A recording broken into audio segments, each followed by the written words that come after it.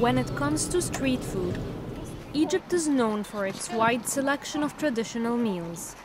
In fact, street food vendors in Egypt are easier to find than street signs. Millions of Egyptians rely on street food as their basic source of nutrition. A sandwich of fool, for example, in the morning with a side chopped tomato and cucumber will cost a single pound, making it the best option for most Egyptians. And so are koshari and kibda sandwiches. Cheap, quick, and fills you up. But it might just be germs and disease that it fills you up with. These food items fall suspect to a wide variety of contamination. It was not hard for our cameras to record scenes of countless dangerous habits that vendors did not even shy away from showing us. Some were breaking storage rules by displaying raw meat right beside cooked items. Others were exposing meat to room temperature air for as long as few hours before chopping pieces of meat using bare hands.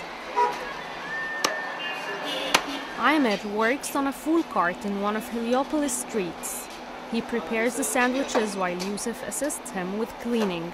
قدرة الفول مثلا بيبقى الفول طبيعي أحسن ما يتضاف له أي حاجة تاني لأن مش هي الموضوع مش فلوس أو موضوع فكرة إن أنا أكسب كام النهاردة وما أكسبش كام بس الفكرة اللي أنت بتكسب زبون أو بيبقى في ثقة للزبون بياكل بثقة من غير خوف أو من غير قلق أو من غير أي حاجة.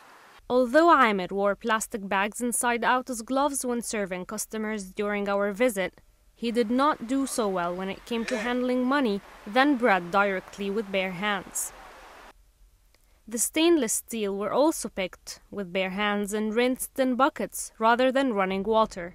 A disaster as described by Aliyah, a senior chemistry food lab assistant at the American University in Cairo. There are levels of microbes. Some could kill you after 1 day, some could make you sick after 1 day, some could show the symptoms after 1 week. You could get vomiting after 1 week. So what is going to happen? You will never remember what you ate. And you will never expect that it was 1 week ago. Aliyah explains that there are different types of contamination. Physical, such as splinters of wood and fool, chemicals, such as ink from old exam papers and newspapers used to wrap the sweet potatoes, and biological, like salmonella growth in meat that is left unrefrigerated. However, as explained by Amr Zaid, a research and development officer in Food and Beverages Multinational, we are lucky to have the habit of adding lemon juice and vinegar that kills germs.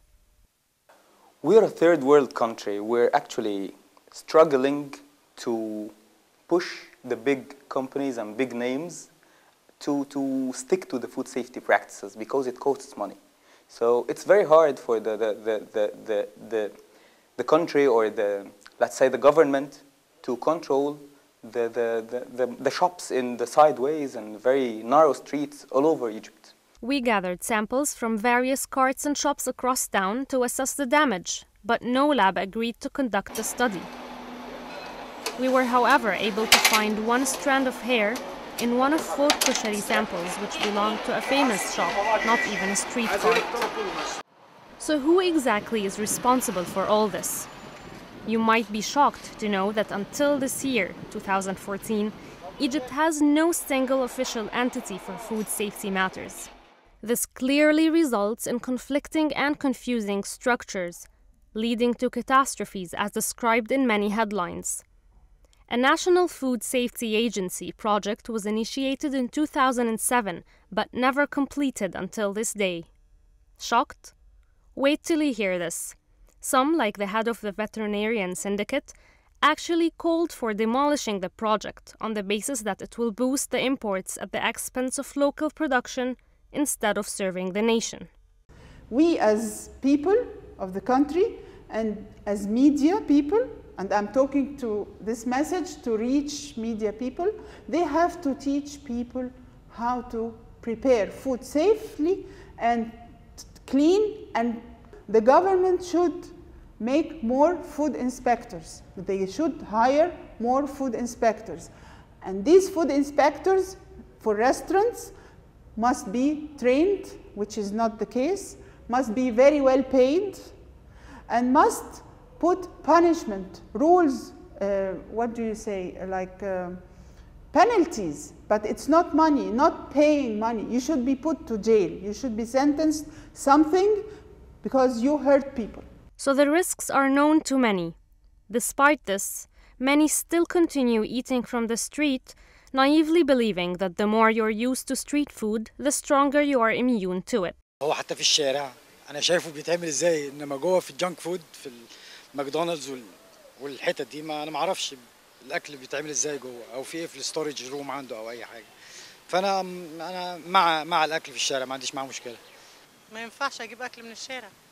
أنا كانت بنتي بتاكل فعلا كشري وحاجات من دي من الشارع وجالها أنيميا وجالها ديدان وحاجات من ديت، يعني بصراحة جات لها حاجات وحشة كتير. لأن الجهاز الهضمي للإنسان المصري زي الجهاز الهضمي اللي ساكن في فلوريدا، زي الإنسان الهضمي اللي ساكن في كينشاس في أي دولة في أي مقاطعة في العالم.